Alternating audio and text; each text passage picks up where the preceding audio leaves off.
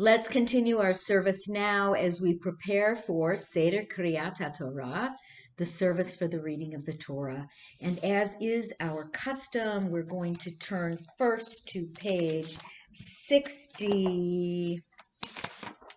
Sorry, got to get it in front of me. I haven't memorized it. Page 63 for Misha Berach, our prayer for healing. Healing comes in many forms, and healing is needed for many reasons. There are those who suffer from physical illnesses, physical injuries, that rob them of their ability to live life fully, and we pray for their healing. There are those who live with emotional and mental illnesses that also rob them of being able to live full lives, and so we pray for them as well. We bear in mind, of course, all of those in our own Seacrest community who are in need of our prayers for healing, whether it is spiritual, emotional, or physical. Each of us hold names in our hearts and deep inside of us for whom we are praying for healing. And because these services are virtual and not live, I can't reach out to you and ask you to give me names, but I can certainly know that you are sending those names to me, sharing those names with me, and that I share them for our community. So let's join together in Misha Berach as we sing page 63. Misha Berach Avotenu Mekor habracha limotenu. May the source of strength, who bless the ones before us, help us find the courage to make our lives a blessing, and let us say Amen. Misha Berach Imotenu Mekor habracha Lavotenu. Bless those in need of healing with refuah shlema, the renewal of body, the renewal of spirit, and let us say Amen.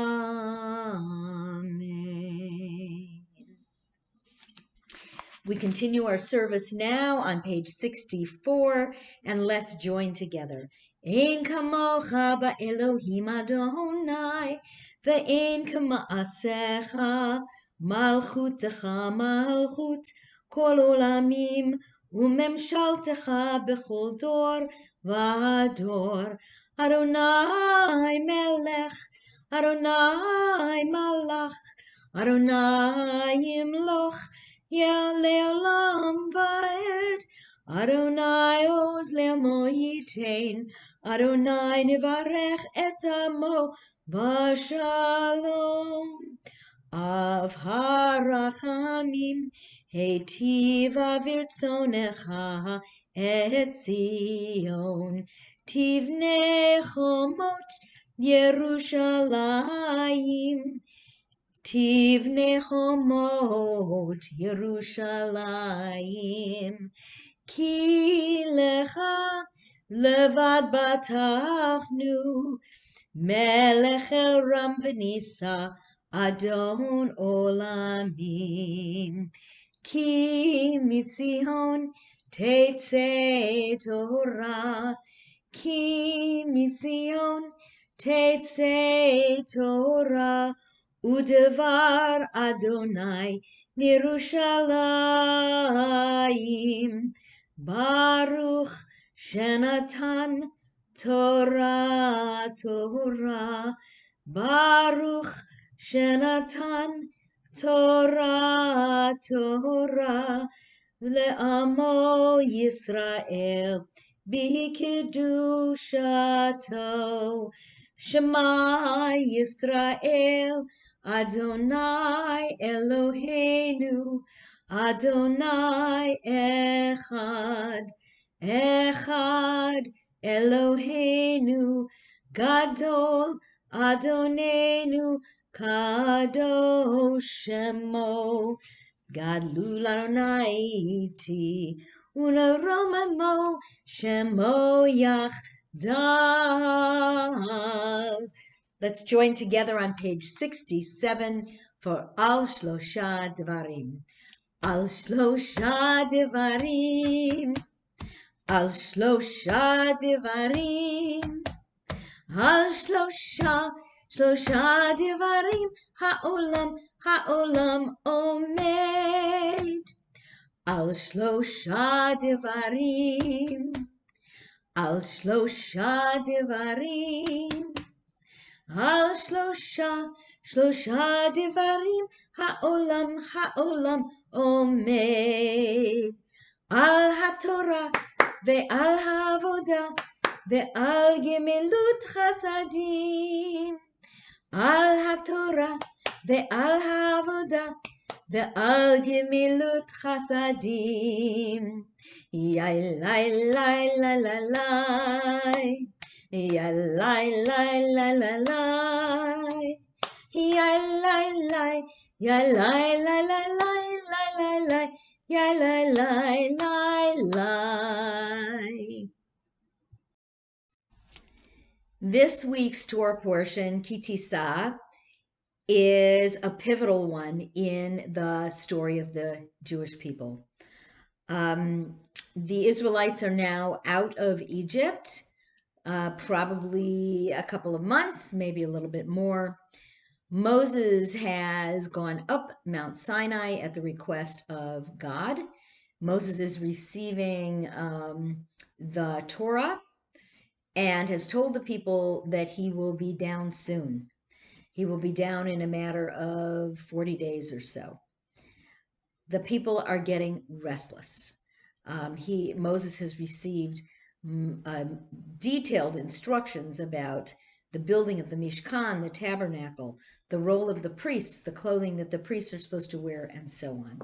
Unfortunately, down below, as the people are getting restless, Moses is still getting instructions from God, and there's going to be trouble here in River City. So I'm going to chant a few of these verses, and then we're going to discuss what happens, the horrific sin that the Jewish people committed, and the repercussions for that. So we're going to join together first in our blessing, which you can find on page 68. I'll chant a little bit, and then we'll do our closing blessing, and we'll come back and discuss. Please join me. Baruch hu Adonai hamvorach, Baruch Adonai hamvorach leolam va'ed, Baruch ata Adonai Eloheinu melech haolam, asher bachar banu mikol ha'amim, v'natan lanu et torato, Baruch ata Adonai noten ha'torah. Amen. Vayar ha'am ki v'shesh Moshe laredet min ha'har, vayikahel ha'am al Aharon, vayomeru elav kum aselanu Elohim asher yelchu lefanenu, ki ze Moshe ha'ish asher he'elanu me'eretz Mitzrayim, lo yadanu mehaya lo. Vayomer alehem Aharon, parku nizmei hazahav asher beoznei nishechem bnechem uvnotechem v'haviu elai. Vayitparku kol ha'am et nizmei hazahav asher be'oznehem vayivi'u el Aharon vayikach miadam vayetzar oto bacheret vayaasehu egel masecha vayomeru ele Elohecha Yisrael asher he'elucha me'eretz Mitzrayim. And our closing blessing at the bottom of page 68, Baruch atah Adonai Eloheinu melech haolam asher natan lanu torat emet v'chayei olam nata b'tochenu Baruch atah Adonai noten haTorah. Amen. So what has happened so far? God has revealed God's self to the entire people of Israel at Mount Sinai and told them the 10 Commandments. Moses ascends the mountain where he's supposed to remain for 40 days. And there he's going to do a very lengthy Torah study with God, and he's going to receive the tablets. The Jews miscalculate when Moses is supposed to return. I don't know so much that they miscalculate as they just get overly anxious. And when he doesn't appear on the very day that they are anticipating him, maybe he went up for 40 days and he didn't count the first day that he was going up as day 1, and they counted that already as day 2. Who knows? But there was a miscalculation, and they grow impatient, and they demand from Aaron that he make them a new god. And Aaron cooperates. He is intending to buy some time until Moses returns, but despite his efforts, he succumbs to their pressure. And he asks them all to collect the gold that they have. He tells the men to go get the earrings out of the ears of their wives and their daughters and to collect them. And Aaron takes all of these gold pieces of jewelry, which presumably are pieces that they have absconded with from Egypt, because they would not have had these sorts of items as slaves. And we know that right before they left Egypt, God turned the eyes of the Egyptians favorably onto the Israelites, and they were able to leave with all kinds of parting gifts, namely gold and silver and gems and so on and so forth. So Moses is still up on the mountain. Aaron is trying to buy time, and he tells the people, I'll tell you what, bring me all your stuff, and tomorrow we'll have a big celebration. So he's trying to buy at least another day in hopes that Moses will come down. Sure enough, Moses doesn't make an appearance yet. Aaron is under significant pressure. He takes these items of gold, throws them into a fire, and lo and behold, wouldn't you know it, out comes a golden calf, an egel. And the people become wild, passionately wild, and they are imbued with God knows what, because only God knows what. They began to dance around this idol. God, of course, hears this celebrating that's going on below the mountain and tells Moses he better get back, and he better get back quickly, because these people are turning on him. Moses, of course, hurries down the mountain with the tablets, sees what the people are doing, and becomes enraged, throws down the tablets and shatters them. We all know the story. Then begins the major negotiation between Moses and God. because God is so incensed with the children of Israel that he says that he is going to destroy them.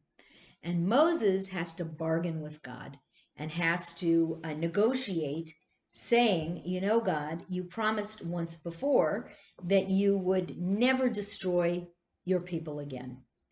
And once reminded of that, God sets about sending a plague, and eventually Moses is required to go back up the mountain. Only this time he doesn't get the tablets up there. He has to bring his own set of tablets that he carves back up. And by carves, presumably the tablets themselves, not the writing on the tablets, because that's going to be done by God. And so it seems as if what we have here is a story of the Israelites behaving with one step forward, three steps back. Every time they seem to make a move that would indicate that perhaps they're maturing a little bit as a people, they do something to completely blow it again. And Moses says to God, you know, I've got to give them some kind of proof that you exist. Otherwise, they're simply not going to listen to me. So God kind of reconsiders, if God can reconsider anything, and agrees that he is going to lead the people himself again. And Moses requests to see God's presence because unless he can tell the people he has actually seen God's presence, he feels that he is not going to have the ammunition he needs to lead these people. And God says, I will allow you to see me, but not my face. You will only see my after glory. And so God shows Moses God's back, but not God's face. Very interesting part of our Torah narrative. So there are many, many, many questions. And of course, as moderns, we're not the only ones to ask these questions. You know, God is God. God could have destroyed the people. And even though God said God wouldn't destroy the people, that was the promise made after the flood. There's no reason why God couldn't have reneged on God's promise and started all over again. The sin of the golden calf is referred to in rabbinic literature, in the Mishnah, the Talmud, in the Midrash, and so on, as the sin. And when we read those words, we know exactly what the rabbis are referring to as the sin.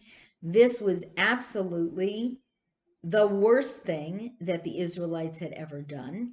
They're just, as I said, a few months out of Egypt, and already they have complained, misbehaved, taken 2 days worth of food when they were supposed to take 1 day's worth of food, complained to Moses about water, said they want to go back to the, quote, flesh pots of Egypt, because even though life there under Pharaoh and under harsh servitude was misery, they'd rather have that than not know what is coming.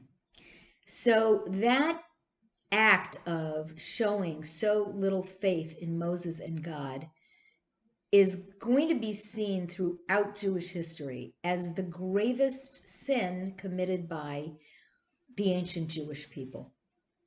And as I said, it will often be referred to just as the sin. Secondly, and I think interestingly enough, there have been midrashim, explanations written that say that the women were not so quick to want to give up the gold, and that they were generous when it came to when it will come to the building of the Mishkan, of the tabernacle, to give up their jewels, but they didn't want to do it for this purpose. So you notice in what I read that the men had to go to their wives, their sons, and their daughters and take the earrings from their ears. So it sounds as if there was a bit of reticence on the part of the women in particular to give up that gold, because they knew it was going to be, or they um, that at some point it was going to be needed for the building of the Mishkan, the tabernacle. As a result, women were given a gift. And the gift that women were given is Rosh Chodesh. Rosh Chodesh is the first day of each new month. And that day, because of its connection to the lunar cycle, which is a metaphor for women's cycles, the women were given the gift of having Rosh Chodesh, the first day of every new month, as a mini vacation. So it's not like a full Shabbat where they don't do any work and they just rest and so on and so forth, but there is a diminution, one of Dr. Fauci's favorite words. There is a lowering of the expectations for the work that they do on that day. And it is because they refused to participate in this construction of the golden calf. Something else I want to let you know is that when we see pictures, drawings, paintings, and so on depicting the golden calf, we often see a large horde of people dancing wildly around this idol and this enormous golden calf. Now we know that in the ancient Near East, the Jews did worship idols. And in fact, we have seen evidence of what look like golden calves. They are about that big. If you've ever been to the Israel Museum in Jerusalem, they have some there that have been found through archaeological excavations.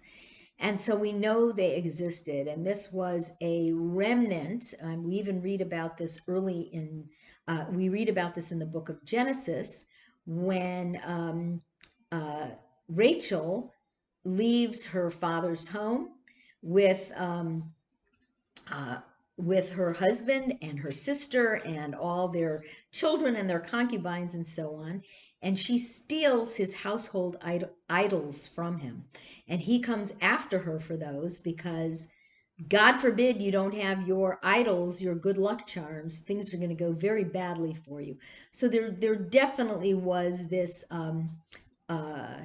use of these idols in the ancient Near East, in the Jewish world, in the Israelite world, because they have been found. Whether or not there was enough gold in the earrings from the men, the women, and the children, and everybody else to throw into a fire and build an enormous golden calf remains a question to this day, because we never saw it, and there's no description in the biblical text that tells us how big it was. So they may have been dancing around something tiny. It may have been huge. We really don't know. We do know, however, from archaeological excavations what has been found, and those were relatively small. Okay, finally, why did Aaron acquiesce? What we read in the text seems as if he gave up kind of easily. And the rabbis of the Midrash, who were also troubled by this, and wrote midrashim, wrote explanations of this, said, hold on a second, maybe not so fast. And maybe he feared for his own life, and that is why he went ahead with the demand of the Israelites. So how do we know that? Well, we don't know that. But there is a midrash that says that before Moses, there was a man by the name of Yehoshua ben Ur, Ben-Hur. Sounds like Ben-Hur. But the Midrash, the story says that the Israelites approached him first and that he said no, and they killed him.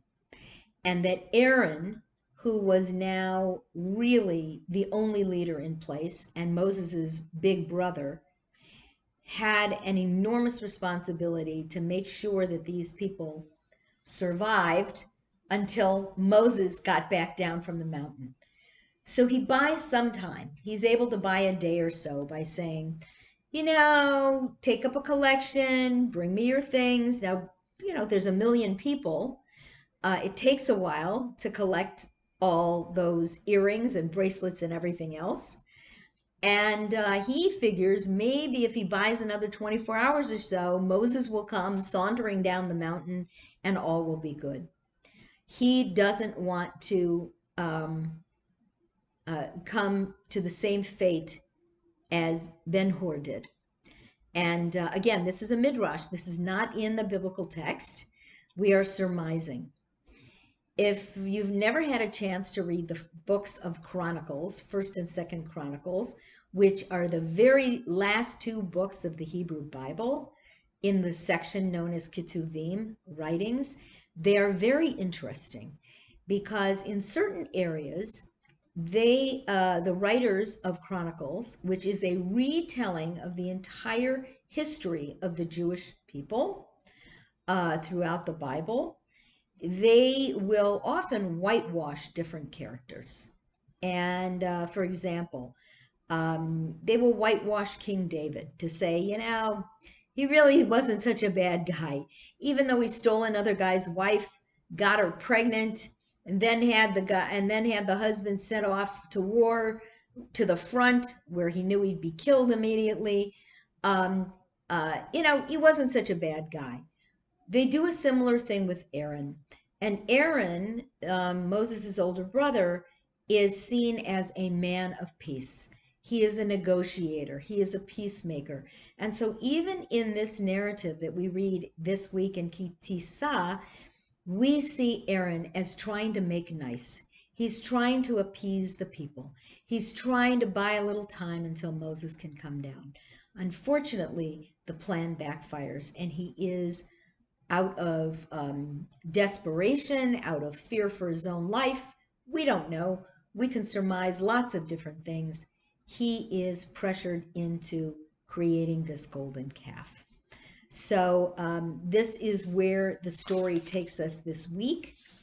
God eventually seals a covenant with Moses with the second set of tablets. He assures him that God assures Moses that his presence will dwell among the Jews. And God informs the Jewish people that the Canaanites will be driven out before them. The Canaanites meaning those peoples who inhabit the promised land.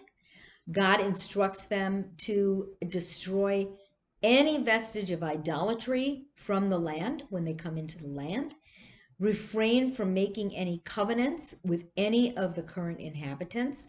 God does not want the Israelites fraternizing with these strange other cults around there, because you know what that can lead to.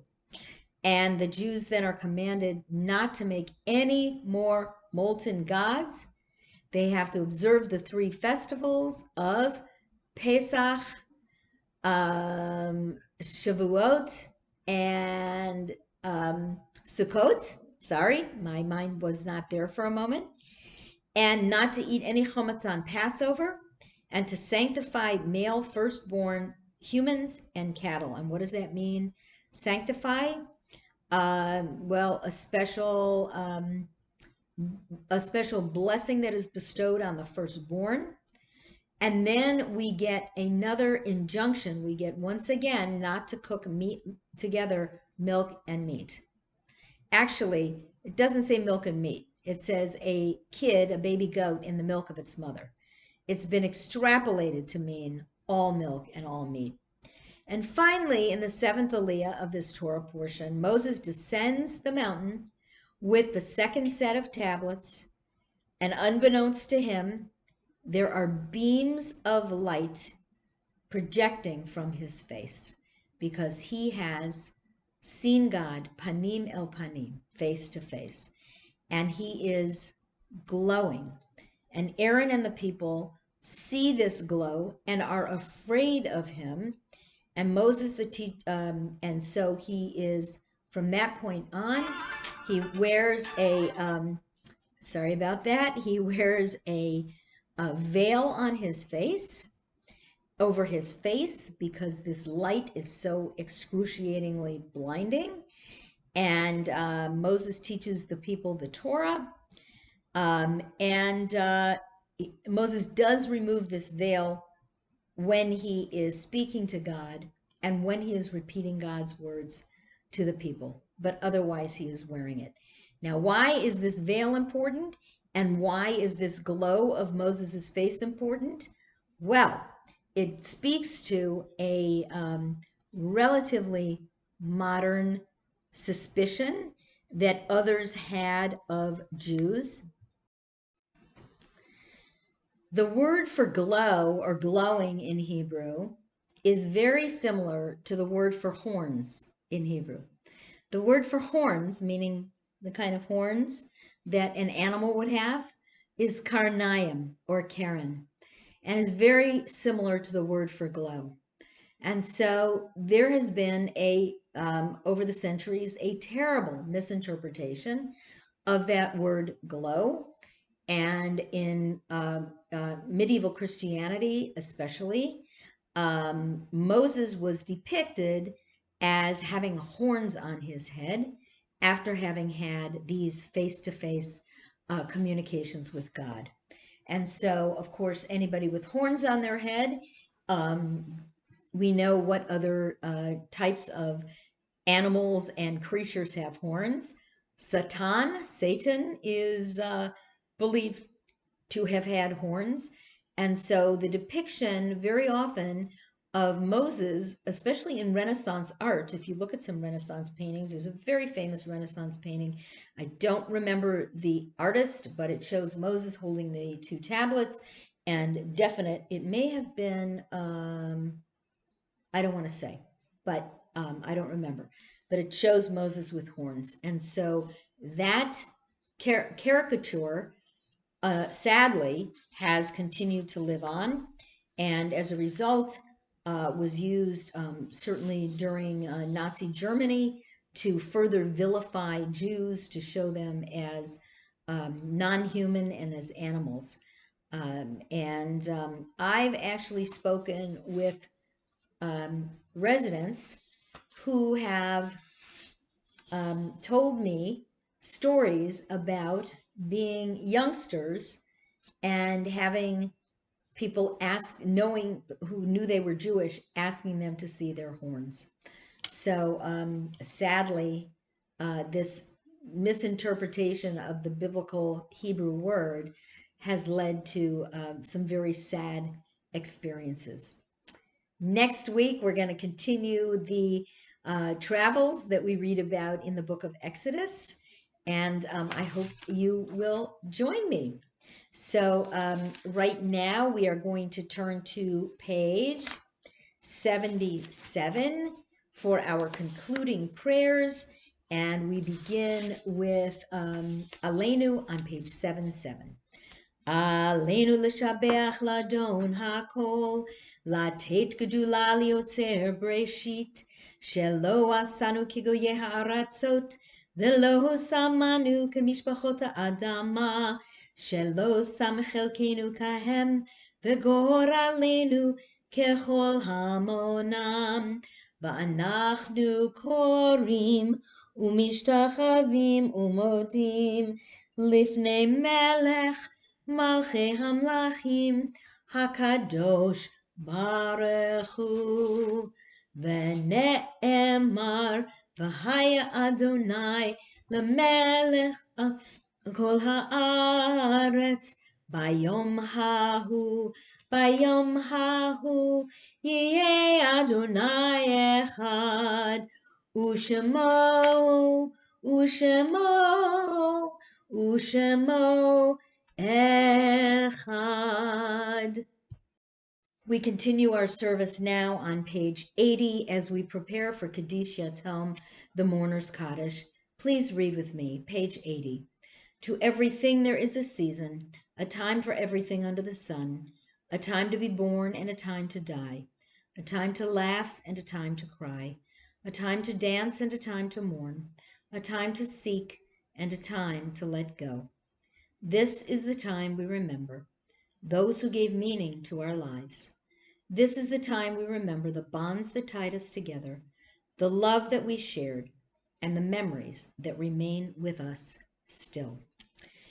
And this Shabbat, we are remembering 3 of our beloved residents who have passed away within the last 30 days, within the last month. We remember Lillian Wasserman, we remember Margie Grossman, and we remember Adele Bernstein. And may their memories be an eternal blessing to us and to all who love them. We join together for Kaddish Yatom on page 82. Together.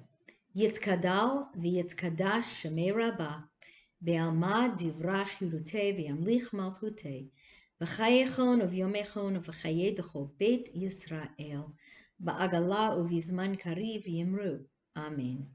Yehei shmei rabba mevorach leolam ulamei almaya. Yitbarach v'yishtabach v'yitba'ar v'yitromam v'yitnaseh, v'yitadar v'yitaleh v'yitalal, Shemei dekudasha barichu, le'ela min kol birchata v'shirata, tushbachata v'nechamata, da'amiran ve'alma v'yimru. Amen. Yehei shlama rabba min shemaya v'chayim, aleinu ve'al kol Yisrael v'yimru. Amen. Oseh shalom bimromav, hu yaseh shalom, aleinu ve'al kol Yisrael, ve'al kol yoshvei tevel v'yimru. Amen. May God, who makes peace in high holy places, bring peace upon us and upon all humankind. And together we say, Amen. So I have noticed a little change in the attitude around Seacrest Village, and I'm very, very happy to see it. We have now been open for almost a week for meals in the dining rooms. And soon we will be bringing back entertainment, vendors. We're bringing back visitors on a limited basis. The Hebrew term is la'at, la'at, little by little. And I know it takes enormous patience, enormous savlanut, because we feel as if we have been shut down for so long and been so many things have been withheld from us that we have taken for granted, and that maybe we should take for granted. We should be able to take for granted seeing family and friends and loved ones. So it's been hard. It's been hard on all of you, our beloved residents. It's been hard on the staff. It's been hard on our executive team. And we're asking just a little bit more patience, a little more savlanut as we work through this reopening. So next Friday night, which is the 25th, I believe. Let me think.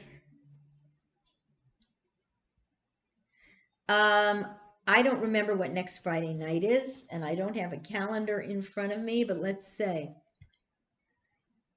Oh, it's the 26th.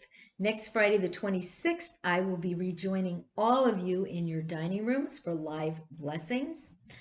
And the 27th, the morning of the 27th, I think that's Saturday. Please don't hold me to it. I'm a little bit confused still with dates.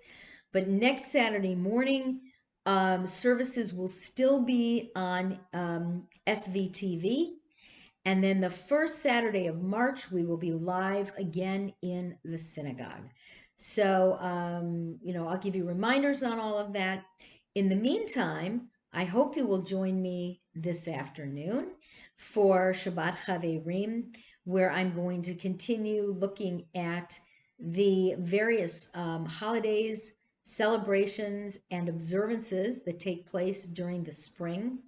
I'm going to make it, I hope to make it all the way through Pesach, but I'm not sure and I'm not going to rush. So today I will definitely be talking about Yom Yerushalayim, Jerusalem Day, about Purim, and then if I get to Pesach, great, and if not, then hopefully I'll be doing something live for all of you around Passover before we enter that holiday. In the meantime, I'm wishing you all a wonderful Shabbat, a Shabbat of peace and rest and a joy and rejuvenation. And I think that given that the weather has been somewhat chilly but also sunny, we should sing Maya Fehayom. Maya Fehayom, Shabbat Shalom. Maya Fehayom, Shabbat Shalom. Shabbat, Shabbat Shalom. Shabbat, Shabbat Shalom. Shabbat, Shabbat Shalom. Shabbat Shalom again. Shabbat, Shabbat Shalom. Shabbat, Shabbat Shalom. Shabbat, Shabbat Shalom. Shabbat Shalom. And please join me for blessings. Baruch atah Adonai Eloheinu melech haolam, borei peri hagafen l'chaim.